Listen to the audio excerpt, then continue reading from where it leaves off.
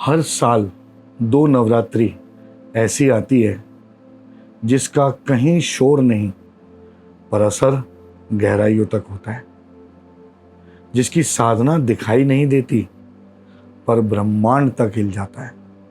जी हाँ, मैं बात कर रहा हूँ गुप्त नवरात्रि की।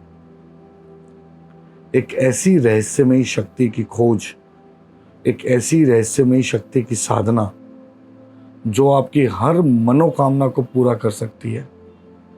केवल साधना का तरीका मालूम होना चाहिए।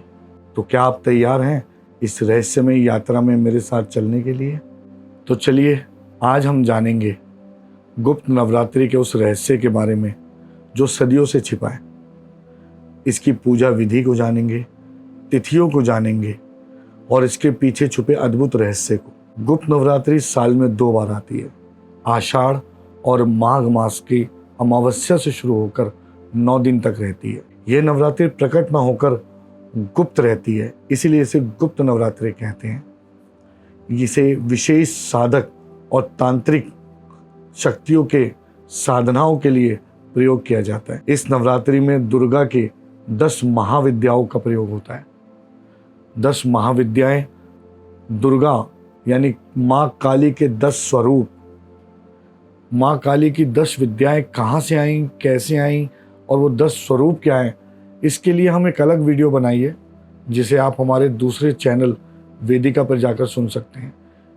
इस वीडियो में हम सिर्फ बात करेंगे गुप्त नवरात्रों में इनकी पूजा विधि के विषय में और कैसे कैसे इनसे हम अपने को अच्छा फल दे सकते हैं। आषाढ़ गुप्त नवरात्रि 26 जून से लेकर 4 जुलाई तक रहेगी।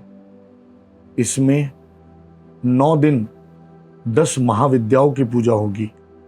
यह काल विशेष रूप से सिद्धियों के लिए, तांत्रिक साधना और रहस्यमयी उपासनाओं के लिए है। इस दौरान की गई साधनाएं गुप्त रूप से गुप्त परिणाम देती हैं और एक ऐसा अद्भुत बदलाव जीवन में लाती हैं जिससे आपकी कई मनोकामनाएं पूरी होती हैं और आपके जीवन में कई बड़े बदलाव आते हैं। आइए जानते हैं गुप्त नवरात्रों की पूजा विधि के विषय में। कैसे पूजा करनी है, कैसे इसका मैक्सिमम आपको अपने आप को फल देना है। सर्वप्रथम आपको स्नान करके अपने घर में एक ऐसा स्थान जहाँ सबसे ज़्यादा शांति हो, वहाँ माँ काली की चौकी लगाएं। उस चौकी पर 10 महाविद्याओं की मूर्ति या चित्र स्थापित करें। तदुपरांत आप उस स्थान पर बैठ जाएं आसन लगाकर और अलग अलग दिन के हिसाब से महाविद्याओं में से अलग अलग महाविद्याओं के बीज मंत्र की साधना करें, या आप दुर्गा सप्तशती का पाठ करें, दुर्गा कवच करें या अर्गला स्तोत्र करें। सबसे इंपॉर्टेंट बात जो इसमें जाननी है वो ये है कि आपको इसमें अपनी साधना को गुप्त रखना है, इसीलिए इसे गुप्त नवरात्रि कहते हैं। किसी को भी अपनी पूजा और साधना के विषय में बिल्कुल भी नहीं बताना है। यदि आप जेन्युइनली इसका फल चाहते हैं, यदि आप जेन्युइनली इससे एक रहस्यमय बदलाव अपने जीवन में चाहते हैं, तो बिल्कुल भी इसके बारे में किसी को ना बताएं। गुप्त नवरात्रों का यदि आपको फल लेना है तो आपको इसको रहस्यमय रखना पड़ेगा। इसमें क्या क्या चीज़ें आप अर्पण कर सकते हैं? काले तिल, लाल चंदन, कपूर और विशेष यंत्रों का इसमें प्रयोग किया जाता है। इसमें विशेष रूप से 10 महाविद्याओं में से माँ बगलामुखी और माँ काली की साधना की जाती है और उनकी पूजा की जाती है। गुप्त नवरात्रि का सबसे ज़्यादा महत्व, या यूँ कहिए सबसे बड़ा रहस्य, इसकी संकल्प और मौन शक्ति है।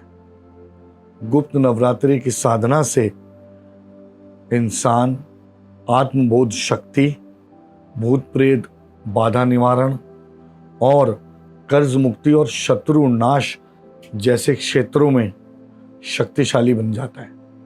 और ऐसा माना जाता है कि कोई पूरी साधना पूरे नियम के हिसाब से अगर करता है तो उसकी सभी गुप्त मनोकामनाओं की पूर्ति होती है।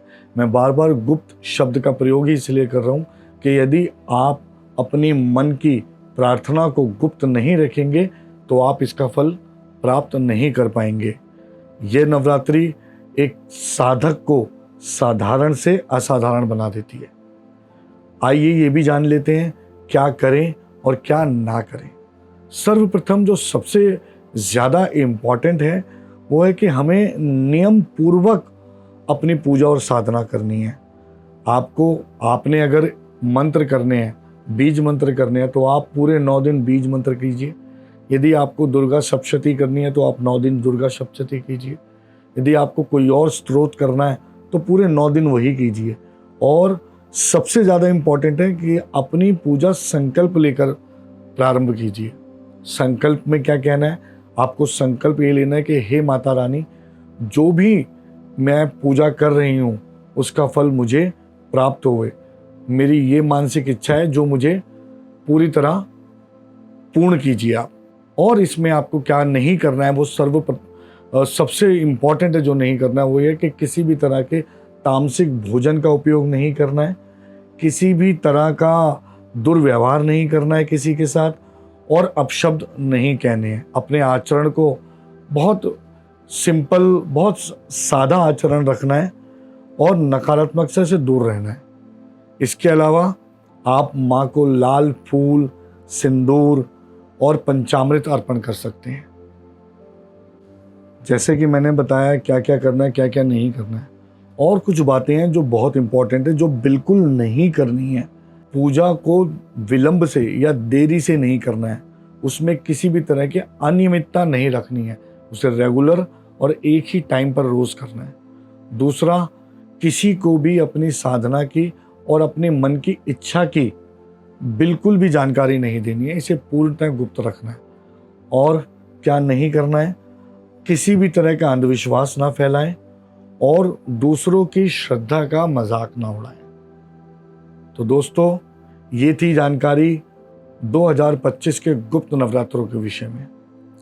यदि आपको कोई भी विशेष सिद्धि या कोई भी विशेष मनोकामना से जुड़ी पूजा करनी है, अपने आत्मबल को मजबूत करना है, अपने सेल्फ कॉन्फिडेंस को बढ़ाना है, अगर अपने शत्रुओं के बारे में आपको शत्रुओं को दूर करना है, और यदि आप चाहते हैं कि आपके जीवन में किसी भी तरह की अगर नेगेटिविटी है या नकारात्मकता है या कोई नेगेटिव एनर्जी आपको परेशान कर रही है, या कोई भी ऐसी इच्छा जो आपकी सालों से पेंडिंग है, और कोई भी ऐसा काम जो आपका बहुत टाइम से नहीं बन रहा है, आप अटके हुए हैं, आप परेशान हैं, तो इन नवरात्रों में आप गुप्त नवरात्रों में माँ काली के 10 महाविद्याओं की पूजा कीजिए और अपनी इच्छा को मौन रखते हुए पूरे 9 दिन साधना कीजिए।